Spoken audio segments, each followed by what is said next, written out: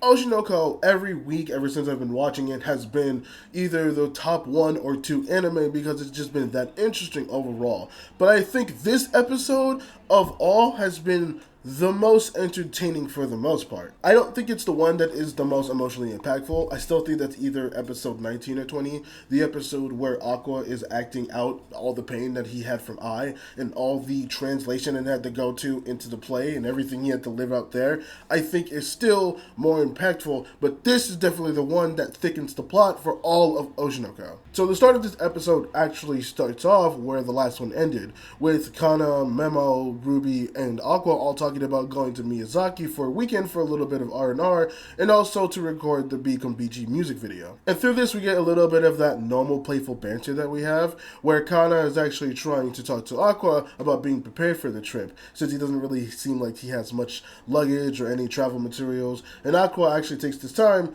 to ask Kana if she wants to go with him to do some shopping for the trip. Now obviously, if you know Kana, the whole episode for this one is that she overthinks almost everything, but there are definitely moments where her character really shines. After they have the conversation, it actually cuts to Kana in her room, and I can't tell if it's nighttime or daytime. I'm pretty sure it's daytime because she says that she's running or she gets up 2 hours early. I can't fully remember, but it does have Kana trying on different outfits for the date they're about to have. And I'm going to be honest, I don't know if date's the right word to use, but for the most part, it does feel like they kind of went on a date in this episode. Despite the fact that him and Akane are also a thing, but don't worry, don't worry. We'll get there! Can you see the show mentally just messed with me today? Because it did. But Kana is trying out all these outfits, and I actually really like this sequence that they have, because every time Kana tries out a new outfit, it's like she's doing a magical girl transformation. They don't have all the over the top, like, actiony, colorful things that you would have with a magical curl transformation, but it just feels like it every time she tries an outfit, and it just kind of insinuates just the great animation Oshinoko has every single time. But because she tried all the different clothes on, now she's late for her date, and now she's running late, and she's kind of worried that Aqua might say something, but Aqua doesn't actually say a snide comment or anything, just making sure that Kana is okay through a text. I find that interesting as well because it's this weird, or I wouldn't say weird, I would say pleasant evolution we've gotten with Aqua after the conclusion of the last episode, with him being able to actually kind of move on from the tragedy of I and everything that's been on his mind. He's definitely become a far different person than someone who has a lighter personality. Kana does eventually meet up with Aqua though, and they both share a latte that they bought. And this is kind of the start of the little cute date that they have, which honestly, if you told me from this episode that they were going to be a couple, you can convince me, because the way Aqua acts in this episode is nothing short of at least trying to impress a girl that you're trying to get further in a relationship with. Once they leave the cafe, they actually go to start shopping for all the things that Aqua needs to his trip to Miyazaki. And one of the things that he gets, which is I think the only thing he actually gets, is a white suitcase. This is notable because Kana the entire time after they get the white suitcase, thinks that Aqua got it because her color in Bikomichi is white. Now, I don't think it's really that deep, but after the little date that they have, honestly, I'm not too sure if I'm being honest. Also, literally right after this, Aqua offers to hold Kana's bag, which Kana gets embarrassed about, saying, I can hold my own bag, it's, part of the outfit, which obviously she's just more embarrassed that he's actually doing it. And so not Kana, but Aqua just says, stop it, just let me hold your bag. Then, eventually, after getting everything that they need, Aqua says he's about to go home, which kind of panics, saying that she wants something to eat because obviously she doesn't want to stop hanging out with Aqua. To which Aqua decides to go ahead and say that there is a nice little place to eat, which is a Brazilian steakhouse. Once they get there, Kana makes the comment that it's actually pretty hard to get a seat if you don't have a reservation. Aqua says, yeah, that's true, walks up to the front desk and says he has a reservation. Kind of then almost immediately finds out that a lot of this was actually planned, which again brings up to the thing of, wow, you really tried a lot on this, didn't you, Aqua? You fly little dog, you. But Kana and Aqua do get to talking, and he opens up a little bit about being able to be free and be happy now that he doesn't have this huge burden weight on his shoulders, he's wondering if it's even okay for him to try to find love. Which he does mention that if that is the case, then he's going to need to talk to Akane about their relationship currently. Also, I don't know if I should make this distinction or not, but I feel like it's helpful for the episode at hand. When he's talking to her about being free and being able to love somebody and being able to do what he's happy about, Kana actually still doesn't know about anything whatsoever. Akane does, or at least has a rough idea as to what Aqua was or is maybe still trying to achieve. Not anymore. Trust me, it makes more sense why I'm more conflicted about this than you think I am. We're gonna get into some shit. Kana does actually say that Aqua should be free to love whoever he wants, since everyone should be able to love whoever they want without any worries. Which Aqua makes a comment that's funny coming from someone like her. Which, obviously kind of blushes at. Once Aqua and Kana are actually finished, Aqua actually orders a taxi, in which Kana panics, thinking that Aqua is going to take her back to her place. That's not true. Oh, no. That's fucked up. That's fucked up. After they're all done eating, Aqua orders a taxi for Kana, and Kana, panicking as usual, actually thinks that Aqua is taking her back to his place, which is not the case. He just drops her off home. But Kana's still happy overall with the date regardless. Now, why do I go into excruciating detail about everything Aqua did during that date and all the little nuances? Because right after that, we get Akane and Aqua as they're having a little coffee date of their own, but the vibes are completely different from Kana's. And honest to God, I don't know why, but this is the first time I've actually really seen this, mainly because we actually get Aqua and Kana and then Aqua and Akane side by side for the very first time.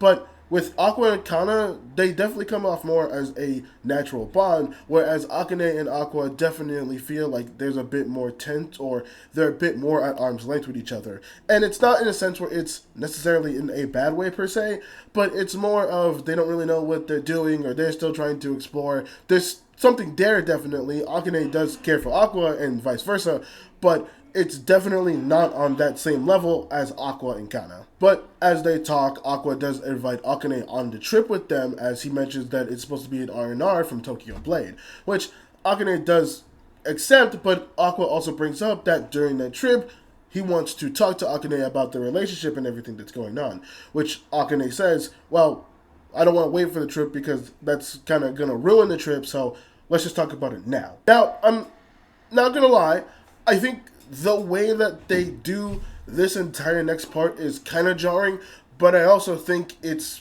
kind of interesting in a sense. I think it's on purpose, but I can't really tell if I'm being honest. I wouldn't push it past Oshinoko for it to be on purpose, but honest to God, I wouldn't put it past the show, but also it just feels jarring. I don't know. It feels I can't tell. If you can't tell, I can't tell. They eventually leave the cafe and actually have that discussion, as Aqua brings up that he does say that this relationship feels like more for entertainment reasons. It feels like as long as they're in this relationship, Akane can't really move forward with her own career. Not only does Akane acknowledge this, but we also get a sort of acknowledgement from Akane that she knew Aqua was using him for something the entire time. She doesn't know per se what that thing is, but she at least knew that the purpose of the relationship was more of a utility thing, not a romantic thing. Which, if I'm being honest, I don't know if that's the first actual acknowledgement that we've had of Akane acknowledging that the relationship was nothing more than a utility thing. I feel like we've gotten a glimpse of her knowing that, maybe through like facial features and her own type of actions, but this is the first time I think we've actually gotten something that's very verbal. But despite Akane even acknowledging that the relationship is more utility for Aqua's side, she does still mention that whether it's kiss or, well, relations, Akane would still rather do that thing with Aqua than any other guy. This for me is where I think the jarring part actually happens, where Akane kind of tells him that, and then he backs up saying like, oh, we shouldn't do this thing so lightly. And then Akane telling him that you didn't really have like a drive for sex, which Aqua does have to awkwardly ask like, well, I do think about those things, but they're not on my eye. I'm still a normal guy. To which Aqua asks her about her own relationship experience, when she asks like, if Akane actually loves her, and Akane says, I do, but then asks it again in a form of a question, and so she doesn't even know. I will admit, it does feel natural in a sense, but in the same sense, it also felt jarring since everything they did in the moments before leading up to that kind of juxtaposition feels really weird, if I'm being honest. But even through all of that whole mess of a mayhem and the pains of relationship talks, Akane does at least bring up that while sure they don't have to be in a relationship per se, Akane still wants to be useful and still be by Aqua's side, trying to help him with everything that he wants to do, and even brings up the fact that Aqua is in the industry to look for somebody to murder. Ooh, okay, now we're getting to the part of the episode that really, really fucked with me. So when Akane brings this up, Aqua actually brings up the fact that he actually did a lot of DNA tests to try to find his father, which was the person that he suspected killed his mother. He still doesn't tell Akane, by the way, that his mother is Ai. Obviously, that's a secret that both him and Ruby have sworn to take to the grave with them, of course.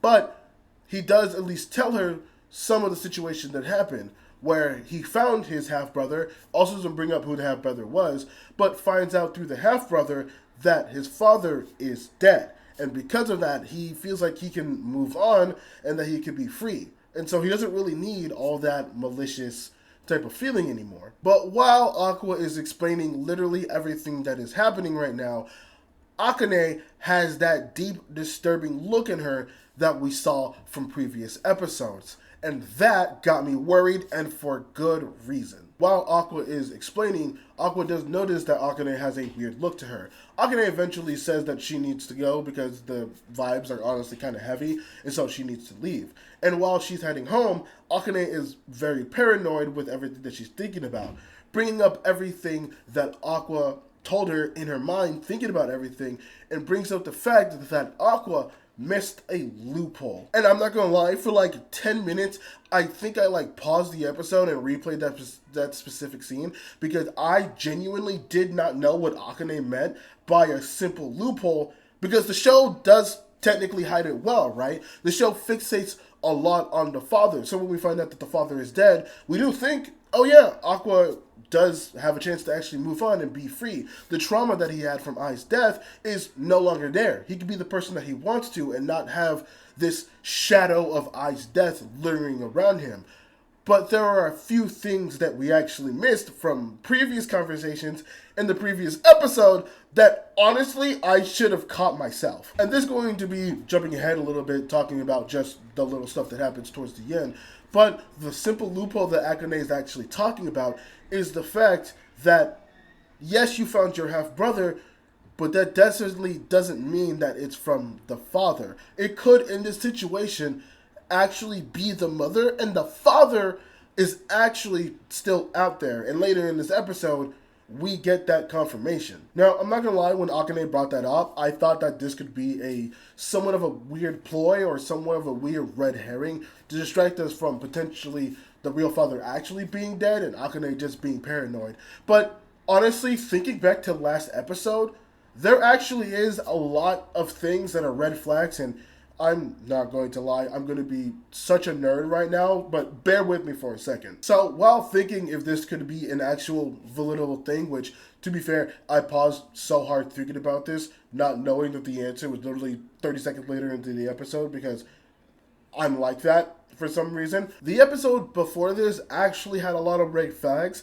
indicating that what the assumption that both Aqua and Himigawa came to was not actually the true summation of the truth. And genuinely, I don't know if anybody uses it anymore, but I'm going to be talking about genetics through the Punnett square, because I'm a fucking loser. But basically, when you take everything into consideration, when you think about genetics, the father, who we assume was the father of Aqua as well, he had dark hair.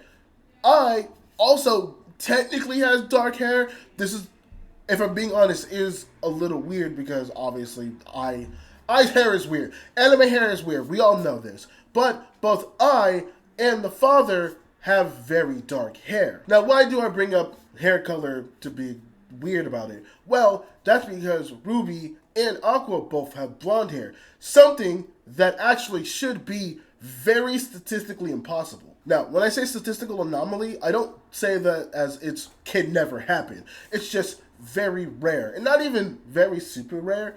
Just when you think about Punnett squares, someone can have a dominant gene but also still contain some recessive genes to pass on to their children. So it would make sense that if both of them do have dark hair and have a recessive gene, then one of them should turn out blonde, since I'm pretty sure blonde is a recessive gene.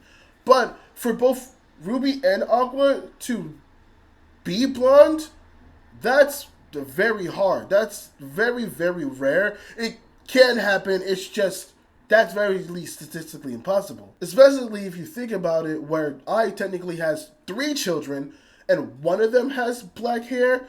Yeah, that's just not something that could really happen, honestly. Now, I'm going to be completely honest. I don't know if the show really thought this far ahead.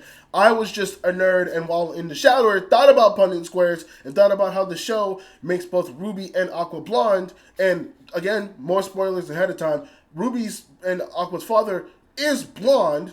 So I feel like there is some legitimacy to the whole genetic thing and them doing that last episode and showing that both I has dark hair, but the father also has dark hair, making it statistically impossible for both Ruby and Aqua to have blonde hair. One of them would have to come out as dark haired. I don't know. Maybe I'm a nerd for thinking that way, but the bigger thing is Akane does eventually bring up that it could be the mother who cheated, which we find out, again, it's true, because the father could still be out there, which we also find out is also true. This leads to the actual terrifying visual of Ruby being at the tomb of Ai, talking about how they're going to go to Miyazaki for their R&R trip, only to pass by a man who looks suspiciously like them and goes up to Ai's grave saying that Ruby looks so beautiful. After all, she is our children. For the first time in Oshinoko, we have seen Ruby and Aqua's father. He is alive, he is well, and more terrifying than anything, he has potentially been watching over them for God knows how long. Also, as another nerd thing, if you've watched any of my content for a while, you know that I love eyes in anime, and Oshinoko basically gives me a hard-on for such things. So the fact that they kept his eyes secret with glasses, I feel like is a nice touch. Again, I could just genuinely be a loser while saying this, but if I'm being completely honest with you, this show has put way too much emphasis in the detail of eyes and how much eyes matter in this show. I mean, just literally last episode, we got the scene of Aqua finally losing eye shine and him being able to move away from that trauma. So to say that eyes don't matter in this show is just an understatement. So I feel like hiding the father's eyes is very, very interesting. If you haven't noticed, really, there is a character who hasn't really appeared properly in this show, and that is the silver-haired girl that has been in the openings constantly. She technically has appeared at the very, very end of last episode, but looking at everything that's happened with the fact that Himagawa and Aqua and Ruby both share the same father, and the person that they all think was the father, well, specifically Aqua and Himagawa, might not actually be their father, does raise things and questions of, well, if it was the mother who cheated and the father's still out there, how many more potential children are actually out there? I mean, if I'm being honest, that possibility was also with the person who they thought was the actual father, since they do mention that he was someone who was sleazing around a lot everywhere. And it was something I just never thought about until now, of how serious that could actually be. So yeah, my big poll prediction for that and that girl is they'll probably run into her somewhere in Miyazaki, and that girl is going to be related to Ai somehow, and related to them somehow, and it might be someone that the father actually has contact with. This also brings a really interesting dilemma to Akane as well. Now she knows that this is a simple loophole that Aqua obviously looked over, but she does bring up the fact that Aqua obviously wants to move away with this. He's thinking more about himself now and his happiness rather than whatever trauma that he was dealing with. So she could tell him the truth and be a good person and bring that information to him, which Aqua would overall appreciate, but that does mean that Aqua would spiral back into the darkness that he was in, and he can't live for himself. Which,